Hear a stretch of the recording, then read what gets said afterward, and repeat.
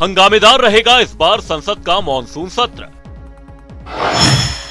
Monsoon सत्र की तैयारी कौन किस पर पड़ेगा भारी। संसद का मॉनसून सत्र सोमवार 20 जुलाई से शुरू हो रहा है।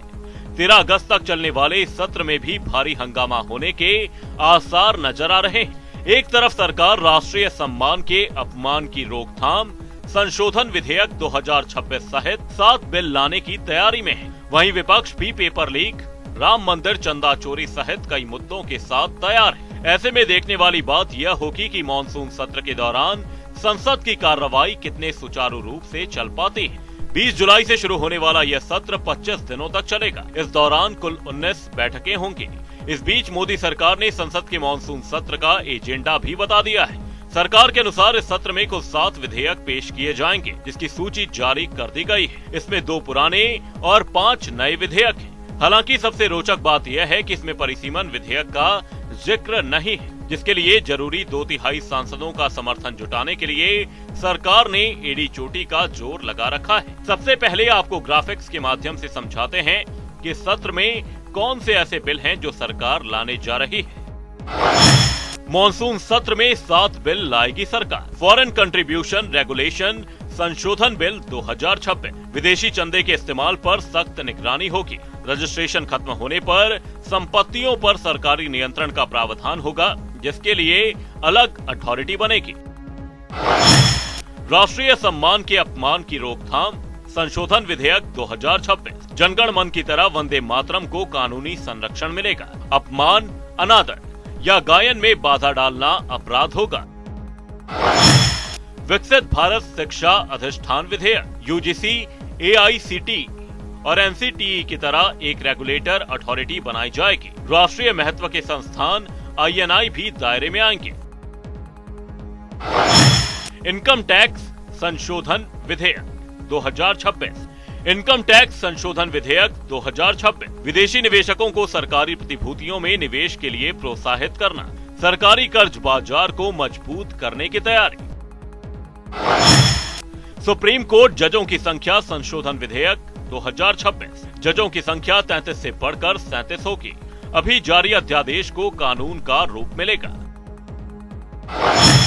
जन्म और मृत्यु पंजीकरण संशोधन विधेयक 2026, 2 साल बाद रजिस्ट्रेशन सिर्फ न्यायिक मजिस्ट्रेट के आदेश से होगा। डीएम एसडीएम की मंजूरी का प्रावधान खत्म होगा। Micro, small and medium enterprises development संशोधन विधेयक 2026, समय पर भुगतान के विवादों का तेज निपटारा होगा। राज्यों में एमएससी-एफसी की संख्या बढ़ सकेगी। हालांकि विधेयकों की जो सूची सरकार की तरफ से जारी की गई है, उसमें महिलाओं को आरक्षण और परिसीमन विधेयक शामिल नहीं है। लेकिन इस बात पर विपक्ष को भरोसा नहीं है कि सरकार इन विधेयकों को दोबारा लाने का प्रयास नहीं करेगी। विपक्ष का मानना है कि सरकार को जो करना होता है वो बताती नहीं है और इस बार भी सरकार की तरफ से इन बिलों को पास कराने का पूरा प्रयास किया जाएगा। देखिए, एक बात समझ लीजिएगा, मोदी सरकार के समय में जो बुलेटिन में छपता है और जो विधेयक पेश किए जाते हैं वो बिल्कुल अलग है। जो करना चाहते हैं वो बुलेटिन में डालते नहीं हैं, वो बोलते नहीं हैं, बात नहीं करते हैं और अचानक मनमर्जी पिछले शाम को बिल पेश होता है और जानकारी हमें मिलती है कि संविधान संशोधन होने वाला है विधेयक। तो ये बुलेटिन तो औपचारिकता है, ये तो औपचारिकता है, घोषणाएं होती हैं, जो बिल पेंडिंग है, पेंडिंग बिल है, पर असली बात जो इनके मन में है वो कभी नहीं बोलेंगे। उनके मन में है क्या? परिसीमन विधेयक संशोधन, जो संविधान संशोधन विधेयक 17 अप्रैल को उनको 2/3 बहुमत नहीं मिला, भारी बेइज्जती हुई गृह मंत्री की, वो बदला लेना चाहते हैं, पार्टी तोड़ रहे हैं, टीएमसी को तोड़ा, शिवसेना यूबीटी को तोड़ा, ये 2/3 बहुमत, इसको मैं कहूँगा कलंकित 2/3 बहुमत पाना चाहते हैं, पर वो मिलेगा नहीं, उसकी घोषणा तो नहीं करेंगे। एक और वो बर्खास्त करने वाली बिल है, जो बर्खास्त जो मंत्री हैं, मुख्यमंत्री हो या प्रधानमंत्री हो या मंत्री हो, जो 30 दिन में जेल में है, तो उसको बर्खास्त हो जाएगा 31वें दिन को ऑटोमेटिकली। तो उसका भी हमने विरोध किया था जब वो पेश हुआ था दिसंबर के महीने में। तो ये सब तो नहीं लिखा है, पर असली बात तो यही है। जयराम रमेश, कांग्रेस और तमाम विपक्षी दल यह मानकर चल रहे हैं कि भले ही सरकार ने परिसीमन विधेयक को अपने एजेंडे में शामिल नहीं किया है, लेकिन सरकार इस बार भी प्रयास जरूर करेगी। विपक्ष को ऐसा इसलिए भी लग रहा है क्योंकि अप्रैल के मुकाबले संसद में अब नंबर गेम काफी हद तक बदला है। हालांकि यह पूरी तरह एनडीए के पक्ष में तो नहीं है, लेकिन यह भी हकीकत है कि आंकड़े काफी हद तक एनडीए के पक्ष में नजर आ रहे हैं। परिसीमन और महिला आरक्षण पर बदल गया नंबर गेम। विपक्ष का मानना है कि सोमवार 20 जुलाई से शुरू हो रहे संसद के मानसून सत्र में सरकार कई महत्वपूर्ण संविधान संशोधन विधेयक लाने की तैयारी कर रही है। इनमें 2029 से महिलाओं को 33% आरक्षण देने और लोकसभा तथा विधानसभाओं के परिसीमन के बिल शामिल हैं। इस साल अप्रैल में सरकार ने इन्हें पारित कराने की कोशिश की थी, लेकिन आवश्यक 2/3 बहुमत न होने के कारण यह पारित नहीं हो सका था। भारत के संविधान का और संशोधन करने वाले विधेयक पर विचार किए जाए। शुद्धि के अद्यतन मत विभाजन इस प्रकार है: हाँ 298 298, ना 230 230। प्रस्ताव संविधान के अनुच्छेद 368 के उपबंधों के अनुसार सभा की कुल सदस्य संख्या के बहुमत द्वारा तथा सभा के उपस्थित और मत देने वाले सदस्यों के कम से कम 2/3 बहुमत द्वारा पारित नहीं हुआ। सरकार ने बजट सत्र के दौरान बिल पास कराने का प्रयास तो किया, लेकिन सफलता नहीं मिली। हालांकि उस वक्त में केंद्र की मोदी सरकार ये जानती थी कि उसके पास नंबर नहीं है। उसके बाद से ही सरकार ने दोनों सदनों में 2/3 बहुमत जुटाने की कोशिशें की हैं, जिनमें सफलता भी मिलती दिखाई दे रही है। मॉनसून सत्र में सरकार का बड़ा प्लान। इस साल 17 अप्रैल को विशेष सत्र में सरकार लोकसभा और विधानसभाओं की सीटें बढ़ाने का संविधान संशोधन बिल पारित कराने में नाकाम रही थी। इसके पक्ष में 298 और विरोध में 230 वोट पड़े थे। सूत्रों के मुताबिक उसी दिन सरकार के शीर्ष स्तर पर निर्णय लिया गया था कि अब 2/3 बहुमत जुटाने का प्रयास किया जाएगा। पश्चिम बंगाल में मिली बड़ी जीत ने यह काम आसान कर दिया। टीएमसी के 20 लोकसभा और 3 राज्यसभा सांसदों की टूट ने एनडीए को मजबूत किया है। इसी तरह डीएमके का इंडिया ब्लॉक से रिश्ता टूट गया, लिहाजा उसके 22 सांसदों का समर्थन जुटाने का प्रयास भी किया जा रहा है। वहीं एनसीपी शरद पवार के 8 सांसदों को भी एनडीए के पाले में लाने की कोशिश है। समाजवादी पार्टी के कुछ सांसदों पर भी डोरे डाले जा रहे हैं ताकि उन्हें मतदान के समय गैर हाजिर रहने को मनाया जा सके। हालांकि यूपी में 6 महीने बाद ही होने वाले विधानसभा चुनाव को देखते हुए यह काम आसान नहीं है। पिछली बार के मुकाबले इस बार कुछ नंबर गेम भी बदला है। लोकसभा का नंबर गेम। कुल प्रभावी संख्या 540, 3 सीटें अभी खाली, 2/3 बहुमत 360। एनडीए के पास अभी हैं 322 वोट, सरकार को चाहिए 38 अतिरिक्त वोट। लोकसभा में टीएमसी और शिवसेना सांसदों के पाला बदलने के बाद अब एनडीए के पास 318 सांसद हैं। 2/3 बहुमत के लिए 360 वोट चाहिए, यानी सरकार के सामने 42 अतिरिक्त वोट जुटाने की चुनौती है। हालांकि जब पिछले सत्र में बिल को लेकर वोटिंग हुई थी, तब वाईएसआरसीपी ने बिल के पक्ष में मतदान किया था। उसको जोड़ने के बाद 38 वोट की जरूरत रह जाती है। देखिए, बात यह है कि प्रधानमंत्री और गृहमंत्री ये विधेयक लाना चाहते हैं 2029 के चुनाव के संदर्भ में। 2029 के चुनाव को कैसे हमें जीत हासिल कर सकें, उसी संदर्भ में, उसी नजरिए से वो परिसीमन विधेयक लाना चाहते हैं, संविधान संशोधन। पर हमारी जो चिंता है कि जो संघीय ढांचा है उस पर कोई जो डिस्टरबेंस हो जाएगा, उस संघीय ढांचे को, खास तौर से दक्षिण भारत और पश्चिमी भारत के राज्यों को जो परिवार कल्याण, परिवार नियोजन कार्यक्रमों में उनको सफलता हासिल हुई है पिछले 30-40 सालों में, उन पर एक दंड नहीं लगाना चाहिए, उनको पनिशमेंट नहीं देना चाहिए उनकी सफलता के लिए।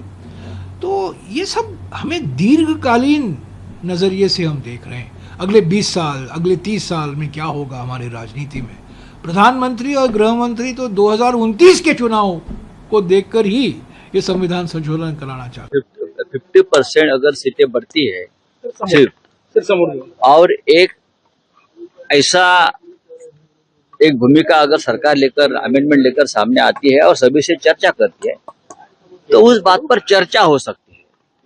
निर्णय जो है इस बारे में क्या करना है, कोई अकेली पार्टी नहीं करेगी इंडिया ब्लॉक में, ना शिवसेना करेगी, ना एनसीपी करेगी, ना और कोई करेगी, ना कांग्रेस करेगी।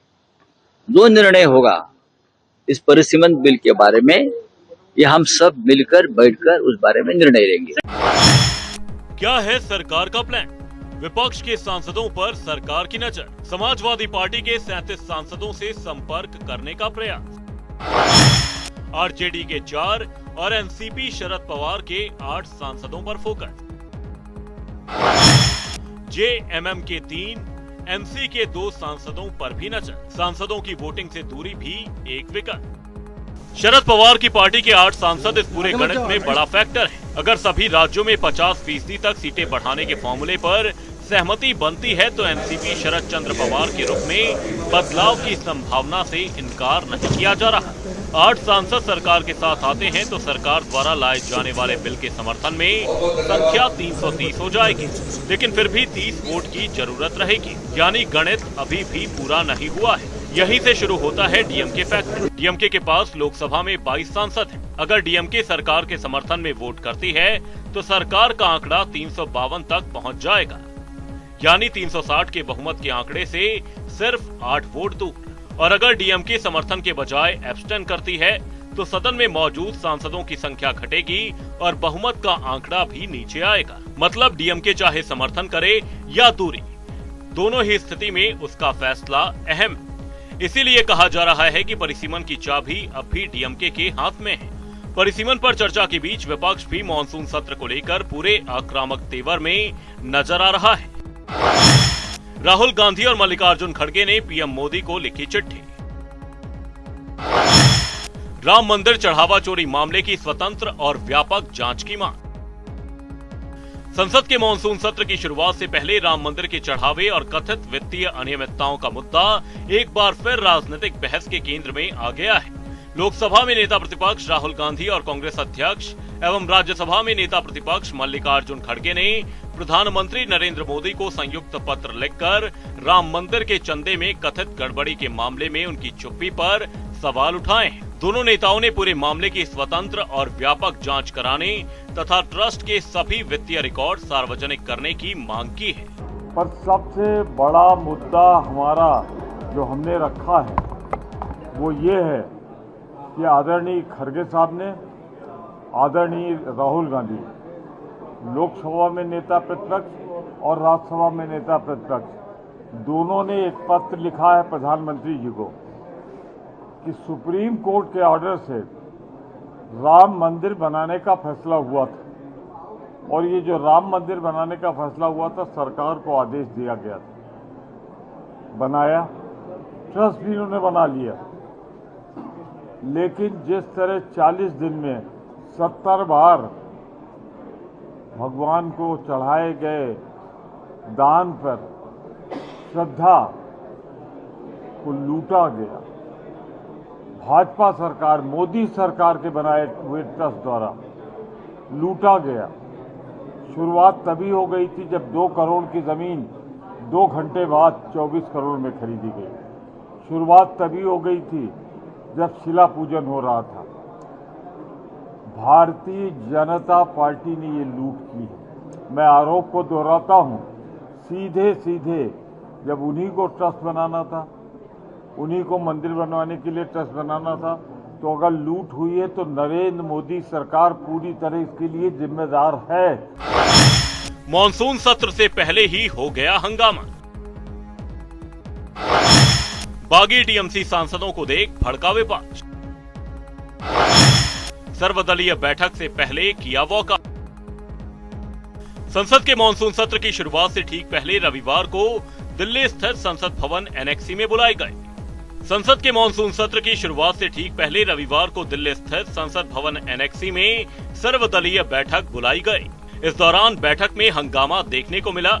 तृणमूल कांग्रेस टीएमसी के बागी सांसदों को बैठक में आमंत्रित किए जाने के विरोध में कांग्रेस, सपा, द्रमुक और आप समेत पूरे विपक्ष ने बैठक से वॉकआउट कर दिया। हालांकि बाद में विपक्ष के नेता इसे सांकेतिक विरोध बताते हुए बैठक में दोबारा शामिल हो गए।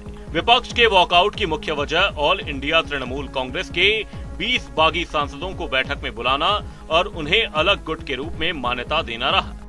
ये बागी सांसद एनसीपीआई नाम के दल में शामिल हुए हैं। टीएमसी सांसद महुआ मोइत्रा ने कहा, Congress, Samajwadi party, DMK, JMM, आम आदमी पार्टी, नेशनल कॉन्फ्रेंस, वामपंथी दलों और शिवसेना यूबीटी समेत पूरे विपक्ष ने इस बैठक से वॉकआउट किया है। टेबल ऑफिस द्वारा दी गई सूची में टीएमसी की संख्या 28 दिखाई गई है, जबकि इन 20 बागी सांसदों के विलय को अभी तक स्पीकर ने मंजूरी नहीं दी है। इनके खिलाफ अयोग्यता की 20 याचिकाएं अभी भी लंबित हैं। 91वें संविधान संशोधन के बाद अलग गुट का कोई प्रावधान नहीं है। ऐसे में संसदीय कार्य मंत्री ने इन्हें किस आधार पर आमंत्रित किया? बैठक से बाहर निकलकर विपक्षी नेताओं ने केंद्र सरकार पर संविधान की अवहेलना और लोकतंत्र की हत्या का आरोप लगाया। कांग्रेस सांसद प्रमोद तिवारी ने कहा, कांग्रेस ने संविधान की रक्षा के लिए यह वॉकआउट किया है। अंतिम फैसला लिए बिना इस तरह का कदम उठाना पूरी तरह से असंवैधानिक है। कि आपने देखा कि किस तरह से महाराष्ट्र के लोगों को इन लोगों ने अलाउ किया, जिन लोगों ने एक तरह से बगावत करके अपनी पार्टी से वो बाहर आए और उनको अभी तक स्पीकर ने अप्रूव नहीं किया है, उनकी मान्यता प्राप्त नहीं है। अभी पेंडिंग है, लेकिन इसके बावजूद कैसे पार्लियामेंट्री अफेयर मिनिस्टर ने उनको यहाँ पर इस मीटिंग में इनवाइट किया, उसको लेकर ये वॉकआउट किया गया है। सर्वदलीय बैठक में आज कांग्रेस पार्टी ने आपत्ति के साथ कि अभी स्पीकर का फैसला हुआ नहीं है और यहाँ जिस तरह डिवीजन किया है, जिस तरह उसे प्रस्तुत किया है, स्पीकर के अधिकार स्वयं ले लिए हैं, तो उसके खिलाफ वॉकआउट किया हम लोगों ने। पेपर लीक और सोनम वांगचुक पर भी हंगामे के आसार। मॉनसून सत्र में विपक्ष अयोध्या में राम मंदिर चढ़ावा चोरी के मुद्दे को पूरी ताकत के साथ उठाएगा। इसके अलावा विपक्ष पेपर लीक के मुद्दे पर भी सरकार को घेरने की पूरी तैयारी कर रहा है। वहीं विपक्ष जलवायु कार्यकर्ता सोनम वांगचुक को स्वास्थ्य कारणों का हवाला देकर जंतर मंतर से जबरन हटाए जाने का मुद्दा भी मॉनसून सत्र के दौरान उठा सकता है। समाजवादी पार्टी की ओर से बहुत महत्वपूर्ण सवालों को उठाया गया। जो राम मंदिर में चंदा चोरी के माध्यम से मैं समझता हूं सनातनियों की जो भावनाओं को कुठाराघात किया है, जो जज्बातों के साथ खेला गया है, जो उनको तोड़ा मरोड़ा गया है, हमने मांग की है कि हमारी पार्टी ने कि उस पर चर्चा सदन में होनी चाहिए। जो नीट से लेके देश के अंदर इतनी सारी पेपर लीक हो रहे हैं, बच्चे आत्महत्या कर ले रहे हैं, 30 बच्चे केवल नीट से प्रभावित होकर किए हैं। सोनम वांगचुक जी को जिस तरह से कल अलोकतांत्रिक तरीके से, तानाशाहीपूर्ण तरीके से उनके अनशन को तोड़वाया जाता, अगर मान लिए उनके अनशन को उनकी मांगों को रख के तोड़वाया जाता तो एक बार संतुष्टि मिलती।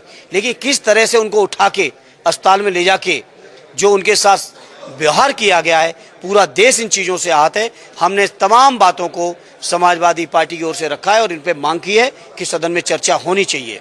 अयोध्या का मुद्दा इतना महत्वपूर्ण है जिसके कारण दोनों नेता सदन के, हमारे नेता विपक्ष, चाहे मल्लिकार्जुन खड़गे जी हो और राहुल गांधी जी हो, दोनों ने ये सकारात्मक सुझाव दिया है कि पहले ही हफ्ते में राम मंदिर जी के साथ जो लोगों का जो दुख जुड़ा हुआ है, लोगों का जो नाराजगी जुड़ी हुई है, लोगों का जो भरोसा जुड़ा हुआ है, उस भरोसे के साथ जो खिलवाड़ हुआ है उसको लेकर सदन के अंदर चर्चा हो। कुल मिलाकर मानसून सत्र शुरू होने से पहले सर्वदलीय बैठक से ही हंगामा शुरू हो गया है और इस बार विपक्ष के हंगामे का सबसे बड़ा कारण बागी सांसद नजर आ रहे हैं। वहीं चंदा चोरी, पेपर लीक जैसे मामलों से भी इस बार संसद का माहौल गर्म रहने वाला है। अब देखना दिलचस्प होगा कि सोमवार से शुरू हो रहे संसद के मानसून सत्र में कैसा माहौल रहता है। प्रोग्रामिंग डेस्क, जनता टीवी।